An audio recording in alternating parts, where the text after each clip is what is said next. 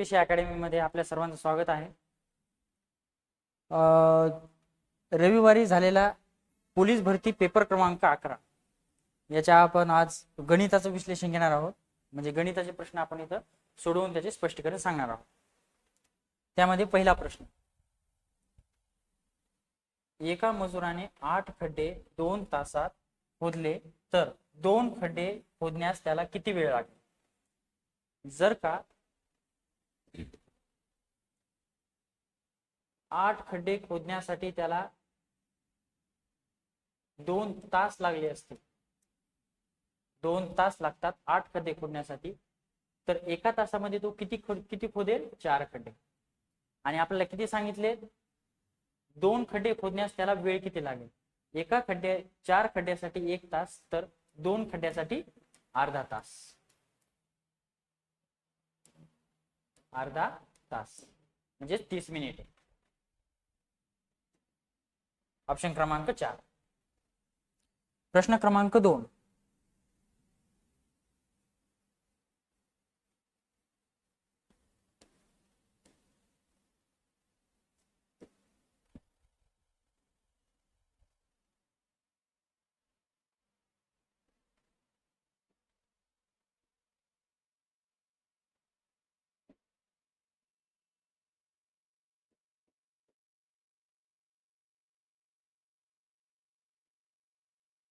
प्रश्न क्रमांक 2, अ हा एक काम 12 दिवसात पूर्ण करतो. अ आणि ब मिळून तेच काम 8 दिवसात पूर्ण करतात. तर तेच काम ब एकटा किती दिवसात पूर्ण करेल? किती दिवसात पूर्ण करेल? आता याच्यासाठी आपण एक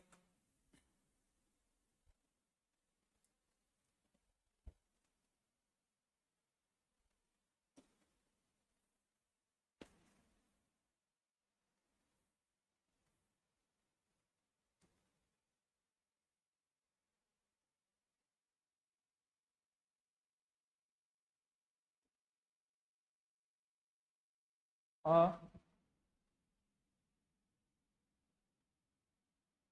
आणि ब, त्यानंतर आपला काढावयास कोणता आहे? ब. अ एक काम 12 दिवसात पूर्ण करतो. किती दिवसात? दिवस किती आहेत? 12. हे काय आहे? दिवस. दिवस 12 आहेत. अ आणि ब मिळून तेच काम 8 दिवसात पूर्ण करतात. किती दिवसात? 8 दिवसात. तर आपल्याला काढावायचं आहे ब. ब किती दिवसात पूर्ण करेल ते आपल्याला काढायचं आहे. याचा आपण डायरेक्ट लसावी घेऊन त्याचं पूर्ण काम करू शकतो. म्हणजे ते पूर्ण काम किती केले आहे त्यांनी ते आपण काढू शकतो. तर यांचा लसावी किती येतो? 24. लसावी किती येईल? 24.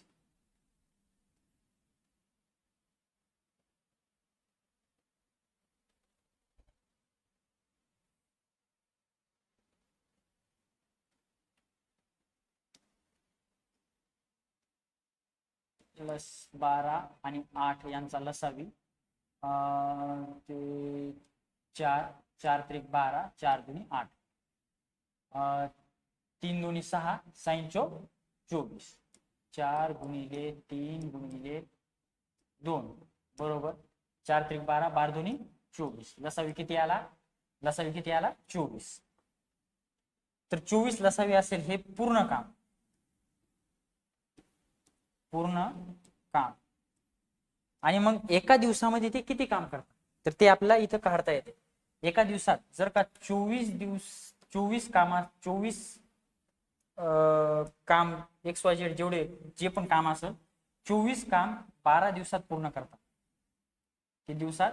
12 दिवसात पूर्ण करत असतील तर एक काम करायला किती दिवस? 2 दिवस. अ आणि ब मिळून 8 दिवस काम करतात. तर 24 काम करण्यासाठी त्याला किती दिवस लागतील? 8 त्रिक 24. आता हे मिळूनच झालंय. मिळूनच अ मधून वजा केलं तर बाकीचं काम कोण करते? ब करते. म्हणजे 3 पैकी 2 काम कोणी केले? अ ने केले. तर मग राहिलेलं एक काम कोणी? ब करेल. इथं बघा तेच काम आहे, म्हणजे कोणतं 24च काम आहे, म्हणजेच टोटल काम किती 24 आहे, तर याला दिवस पण किती लागतील 24 दिवस लागतील. ऑप्शन क्रमांक 3. ओके.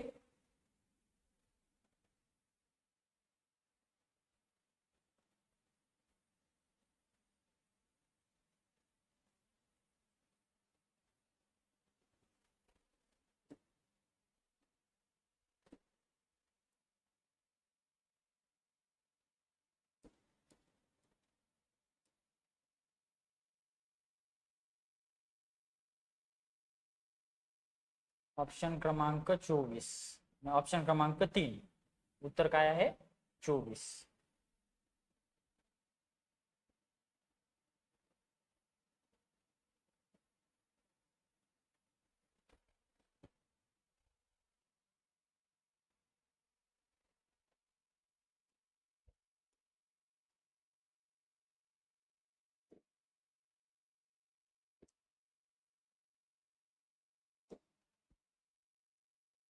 उत्तर काय आहे 24.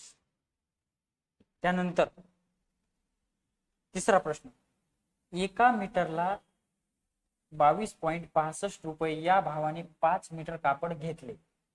किती कापड घेतले 5 मीटर, भाव काय आहे 22.65, 22.65, पाचा पाचा 25, 6 पंचे 30 आणि 2 32, हाचे आले 3, 5 दुनी 10 आणि 3 13, 3 हाचा आला 1, 5 दुनी 10, 10 आणि 11, पॉइंट दशांश 2च्या आधी आहे म्हणून 2च्या अगोदर दशांश पॉइंट दशांश दिला. तर आता एवढं झालं, आपण टोटल खरेदी केली. टोटल रुपये खर्च किती लागला आपल्याला, किती रुपये लागले 113.25 रुपये, 113.25 रुपये. त्यानंतर समोर काय म्हणले 150 रुपयातून किती रुपये उरतील, 150 रुपयातून किती रुपये उरतील. तर ही सरळ सरळ 150 मधून मायनस करा, 150 मायनस 113.25, 113.25. आता हे दशांशानंतर काहीच नाही, म्हणजे इथं शून्य असते. इथं इकडून हातचा घ्यायचा म्हणल्यावर आपल्याला इथून इथं घ्यावं लागेल, इथून इथं. तर या ठिकाणी आपले होते 10, 10 मधून 5 गेले, उरले 5. इथं या ठिकाणी आपण इकडून घेतले होते, 1 घेतला होता, तर इथं 10 झाले, 10 मधला परत एक इकडे दिला, इथं 9 राहिले. इथे किती राहिले 9 राहिले.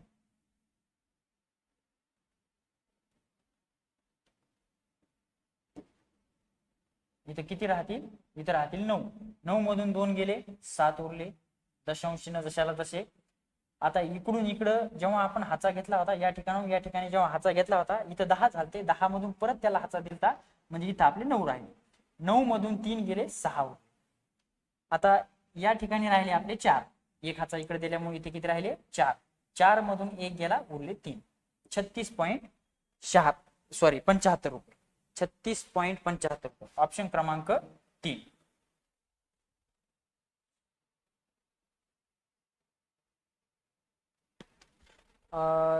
चार नंबरचा प्रश्न, दुपारी 2 वाजल्यापासून संध्याकाळी 5 वाजून 10 मिनिटापर्यंत तास काटा किती अंशात फिरतो. किती अंशात फिरतो हे काढण्यासाठी आपल्याला आधी घड्याळ काढून घ्यावे लागेल.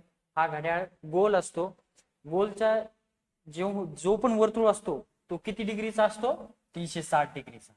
वर्तुळ कितीचा असतो 360 डिग्रीचा. हा झाला 180 डिग्रीचा, हा झाला 180 डिग्रीचा. परत याला 2 भागामध्ये डिवाइड केलं, हा 90 90 90 आणि 90चा. तर किती वाजता सांगितले आपल्याला 12 वाजल्यापासून तर 5 वाजून 10 वाजेपर्यंत. 12 कुठे असतो वरती असतो, 12चा आकडा वरती असतो. इथे किती असतो 3 असतो, इथे 4, इथे 5 आणि इथे 6. जेव्हा 6 आणि 12 येईल तेव्हा 180, 12 पासून 3 पर्यंत येईल तेव्हा 90, आणि आपला कुठे आलेला आहे हा काटा इथे 5 वर आलेला आहे. काटा कितीवर आलेला आहे 5च्या थोडासा समोर असेल. आता आपण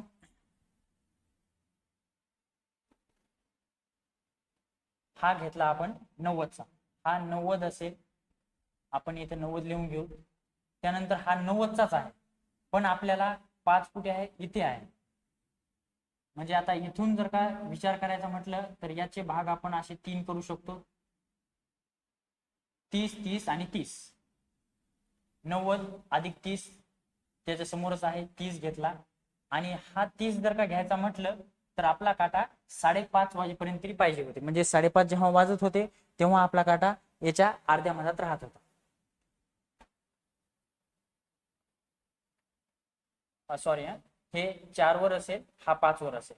तर हा 4 वर 30, इथले 30 इथे घेतले, म्हणजेच 9 आणि हे किती झाले, 9 1 10, 10 2 12, 120 झाले.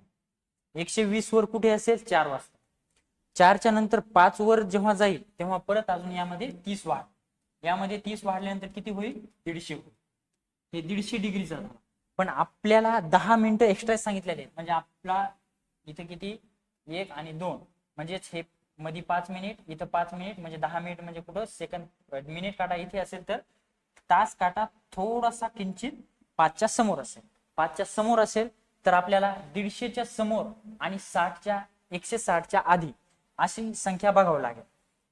आपल्याकडे 160 पण आहे, पण 160 म्हणल्यावर कुठं पाहिजे, हा एक साधारणतः या ठिकाणी तरी यायला पाहिजे, म्हणजे 5:30च्या दरम्यान. म्हणजे मिनिट काटा कुठं पाहिजे होता, 6 वर पाहिजे होता, तेव्हा आपलं 160 येत होतं.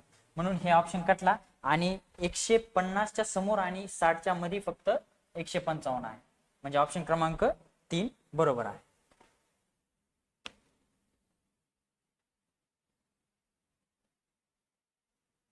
प्रश्न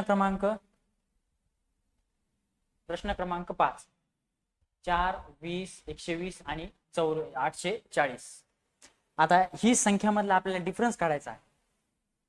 ही संख्या याच्या किती असेल, तर 16 ने वाढलेली आहे.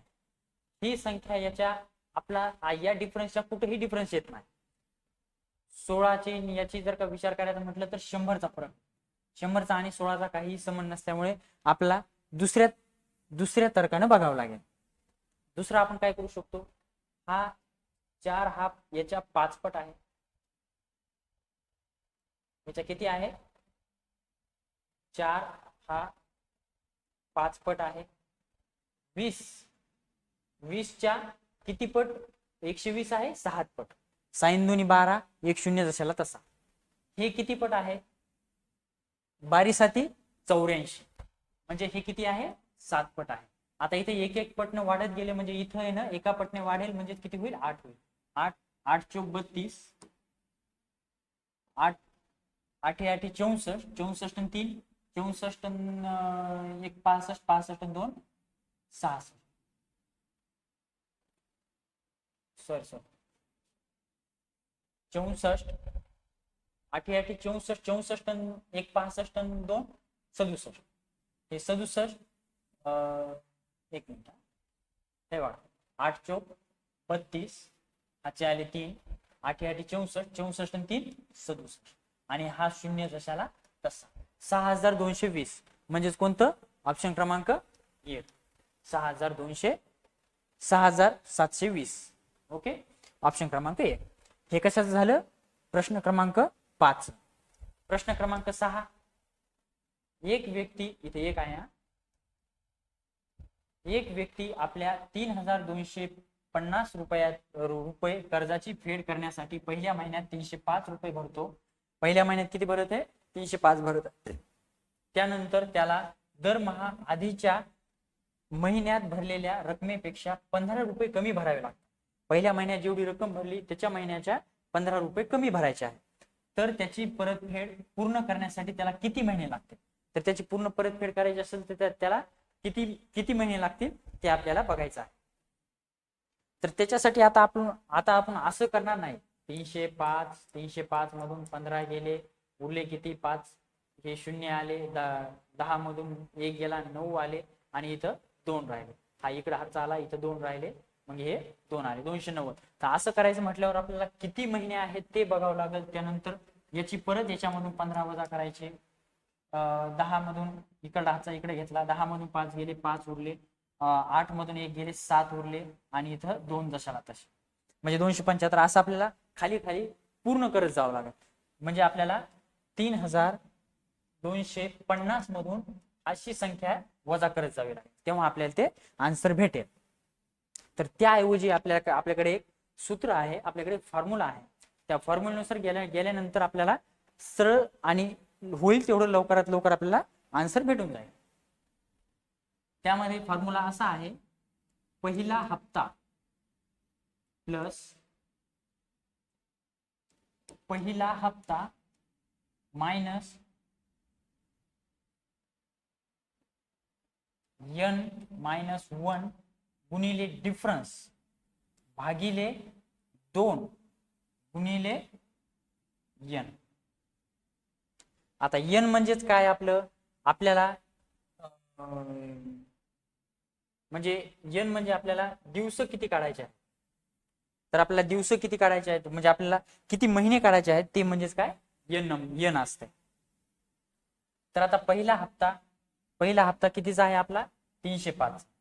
305 चा पहिला हप्ता, त्यानंतर प्लस 305 चा पहिला हप्ता मायनस n मायनस, आता n च्या जागी आपण काय करू, ऑप्शन थ्रू जाऊ. ऑप्शन थ्रू गेल्यानंतर आपल्याला थोडस लवकर समजेल. एक लक्षात घ्या, जे खाली 2 असतात त्यानं याला भागाकार जावंच लागेल. ठीक आहे. मग आता याच्यामध्ये जर का 19 जर का घेतला तर 19 ला 2 न भाग जातो का, पॉईंट मध्ये उत्तर येईल. ते आन्सर आपलं येणारच नाही, कारण आपल्याला पॉईंट मध्ये महिने दिलेलेच नाही. म्हणजे आपल्याला इथं पॉईंट मध्ये दिलेलं नाही, त्या कारणामुळे आपलं ते येणारच नाही. आता याच्यामध्ये 25 पण सेम तसंच होणार, तर म्हणून हे दोन्ही ऑप्शन कट होते. मग राहिले हे कोणते, हे दोन ऑप्शन 22 आणि 20. आता आपण ऑप्शन क्रमांक 2 घेऊन बघू. ऑप्शन क्रमांक 2 घेऊन बघू. म्हणजेच n बरोबर 22, 22 मधून 1 गेला, राहिले 21. 21 गुणिले डिफरन्स म्हणजे कितीचा फरक द्यायचा आहे, कितीचा फरक द्यायचा आहे 15चा,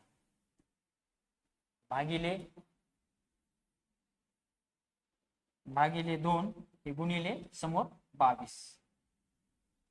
तर आता हे कटून टाकूत आपण, 11 येतील, बे 305 अधिक 305 मायनस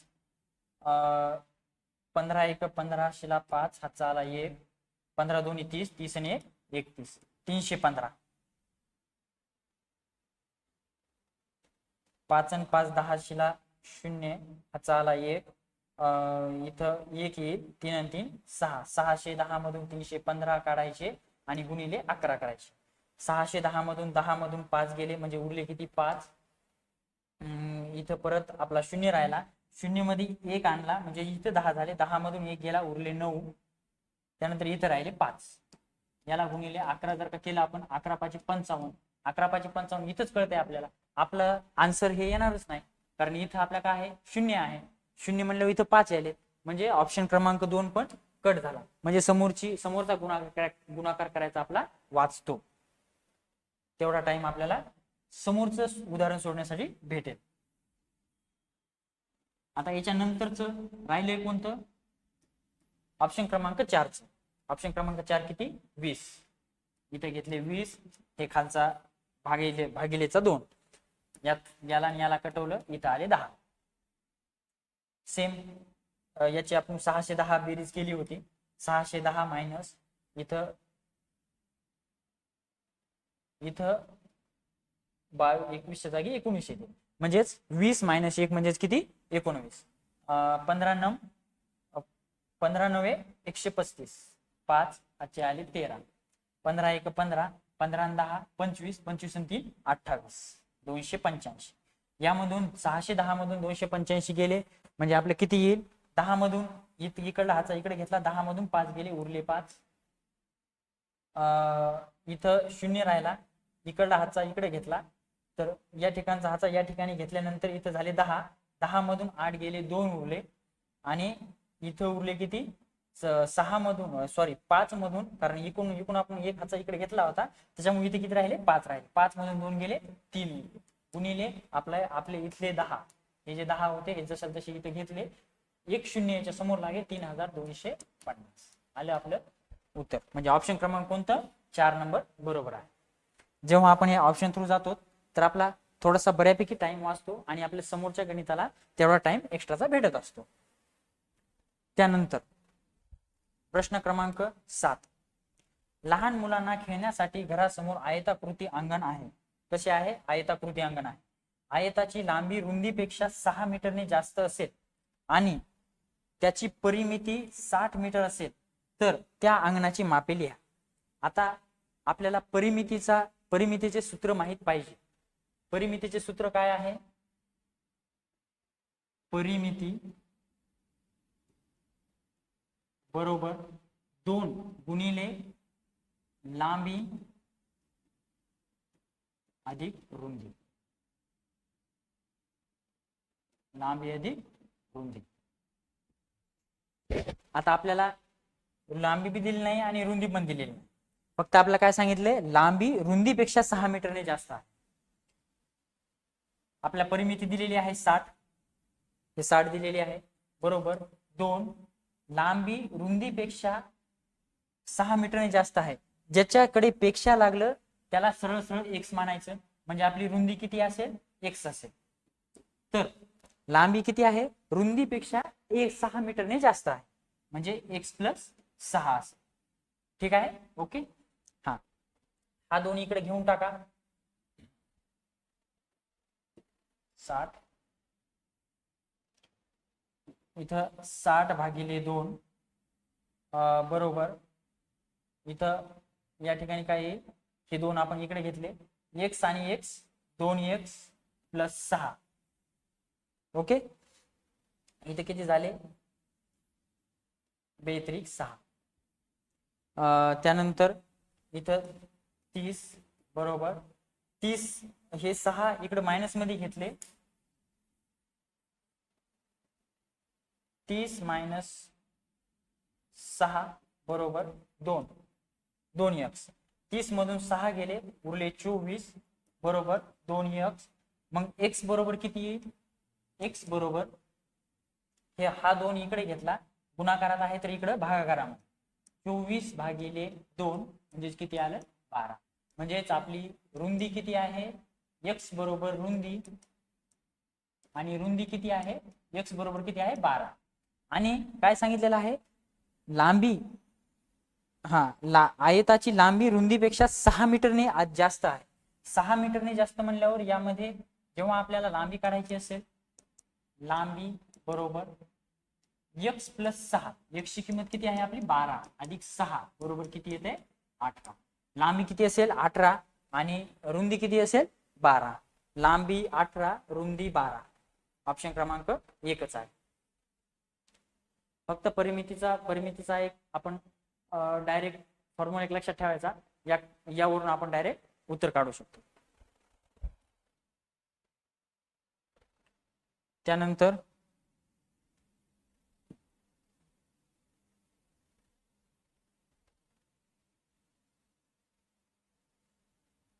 एका माणसाने ठराविक पगार व निश्चित वार्षिक वाढ असलेली नोकरी सुरू केली. जर त्याचा पगार 2 वर्षानंतर 11,000 व 4 वर्षानंतर 14,000 होत असेल तर त्याचा सुरुवातीचा पगार व वार्षिक वाढ किती असेल? आता 2 वर्षामध्ये त्याचे किती इन्कम होत आहे तर ते आपण याच्यामध्ये काढू शकतो. 4 - 2 बरोबर 2 वर्षामध्ये किती होते? तर 4 वर्षाला किती वाढतात? त्याचे 14,000 वाढत असतील. तर 2 वर्षाला किती वाढतात? 11,000 वाढतात. याची जर का वजाबाकी केली आपण 0 0 0 हे 3 शून्य जशाला तसे 11 मधून 14 मधून 11 गेले 4 मधून 1 गेला उरले 3 1 मधून 1 गेला 0 म्हणजे किती येईल? 3,000 येईल. आता आपल्या इथे बघा वार्षिक 2 वर्षाची 3,000 आहे. 2 वर्षाची 3,000 आहे. आपल्याला काय विचारले? वार्षिक वाढ विचार. 2 वर्षाची 3,000 असेल तर यालाच आपण 2 ने जर का भागाकार केला तर किती येईल आपलं? 1,500. बे 1 बे उरला 1 बे 5 10 आणि हे 2 शून्य जशाला तसे. तर आपली वार्षिक वाढ आपण एक ऑप्शन मध्ये बघू. वार्षिक वाढ आपली 1,500 रुपये कुठे कुठे आहे? 1,500 रुपये फक्त एकाच ठिकाणी आहे, बाकीकडे कुठेच नाही. म्हणजे आपला ऑप्शन क्रमांक फिक्स 1 नंबरच आहे. तरी पण असं जर का वाटत असेल तर आपण तसं काढून बघू. पहिल्या 2 वर्षाला किती 11,000 होते. 11,000 होते. तर त्याच्यामध्ये 2 वर्षाची वजा केली तर आपल्याला सुरुवातीची त्याची पगार भेटून जाईल. 3,000 2 वर्षाला वाढत आहे. तर मग याच किती येईल, हे 3 शून्य जशाला तसे 11 मधून 3 गेले, किती राहिले, हे 3 7 आणि ते 1 8,000. किती होईल, 8,000 आलं. आपण एक जरी आन्सर काढलं तरी आपल्याला फिक्स कळून जाते. आणि जर काय यदा कदा जरी का 1,500 रुपये 2 ठिकाणी असतील तर मग हे अशा प्रकारे करायचं.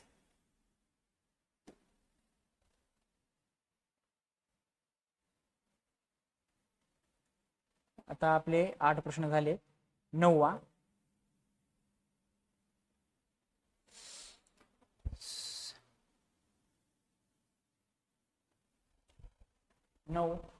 मागील वर्षी एका शाळेत 500 विद्यार्थी होते. त्यात 320 मुले आणि 180 मुली होत्या. या वर्षी विद्यार्थी संख्या कायम असून 280 मुले 220 मुली, तर मुले व मुली यांच्या संख्येचे एकूण विद्यार्थी संख्येचा शेकडा किती वाढ व घट होईल. आता एक सरळ सरळ पकडायचं. आता आपल्याला शेकडा काढायला सांगितलेला आहे. तर पहिल्या वर्षी 500 म्हणजे आपले किती, 100%. 500ला 100% असतील तर पहिल्या वर्षी मुले किती होते, आपण फक्त मुलेच घेऊ का, म्हणजे आपल्याला ते कळून जाईल. मुलेच घेऊ, 320 मुले, तर हे किती टक्के येईल, याचा क्रॉस करायचा. 500 320 गुणिले 100 भागिले 500. हे 2 शून्य कटले, 5 × 30 उरले 2, 5 × 20.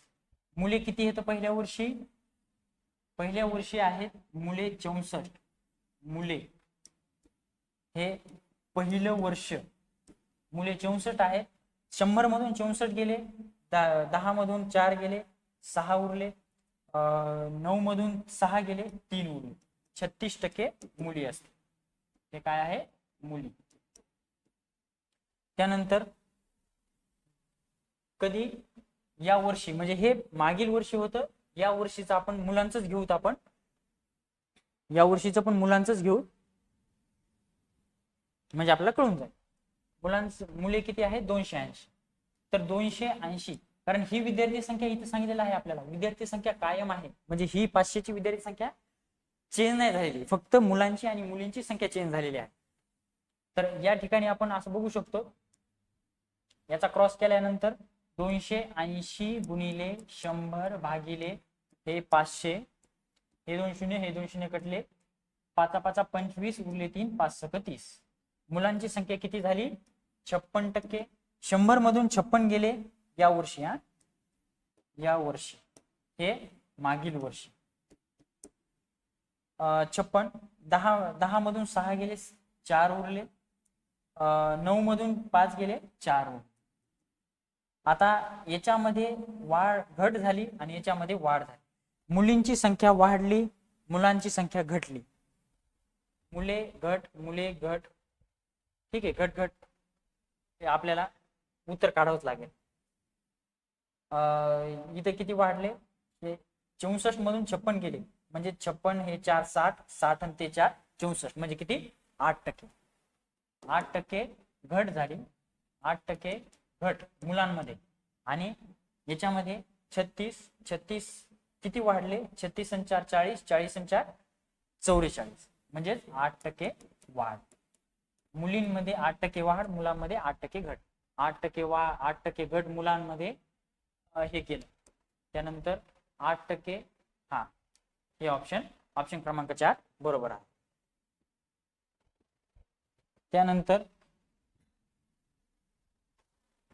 एका सैनिक तळावर 100 सैनिकांना 10 दिवस पुरेल इतके राशन आहे. 2 दिवसानंतर आणखी 60 सैनिक तळावर येतात, तर राहिलेले राशन आणखी किती दिवस पुरेल. आता 100 सैनिक आहेत, 100 सैनिकांना सुरुवातीला किती दिवस पुरत होतं, 10 दिवस पुरत. 60 सैनिक कधी वाढले, 2 दिवसानंतर, म्हणजे याच्यामध्ये 2 गेले, उरले 8. 8 दिवसानंतर मग सैनिक किती झाले, हे दिवस आले आणि हे सैनिक. तर इथं 60 सैनिक वाढले, यामध्ये 160 सैनिक झाले. 160 सैनिक 8 दिवसात, सॉरी एक मिनिट, 160 सैनिक 8 दिवसात, 8 दिवस असे पुरत असेल तर आपण ते कसं काढायचं? तर त्याच्यामध्ये सरळ सरळ सरळ सरळ एक आहे, हे 100 सैनिक 8 दिवस खातील, तर त्याच्यामध्ये जेव्हा 60 सैनिक वाढेल, 160 सैनिक किती दिवस लागतील? तर हे असं काढण्याकरता आपण अशा प्रकारे काढू शकतो. काळकाम काळकाम काळकाम काळकाम ज्याप्रमाणे आहे त्याप्रमाणेच याचं आपण उत्तर काढू शकतो. जसं की 8 दिवस उरलेले, हे 10 दिवस गेले, 10 दिवसाचं आपण काढून दिले, इथं आपण किती काढले? 8 दिवस काढले. हे 10 दिवसाचा आता विचार करायचा नाही. आता कोणत्या दिवसाचा विचार करायचा? फक्त 8 दिवसांचा. 8 दिवसात 100 सैनिक खात असतील, 8 दिवसात 100 सैनिकांना राशन पुरत असेल, तर तेच राशन 160 सैनिकांना किती दिवस पुरेल? किती दिवस पुरेल?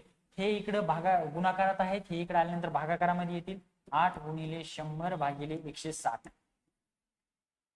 हे एक शून्य, हे एक शून्य कटला. 8 एक 8, 8 दोन्ही 16 आणि 2 पंच 10. किती दिवस? 5 दिवस पुरेल. 5 दिवस, 5 दिवस. ठीक आहे, ओके.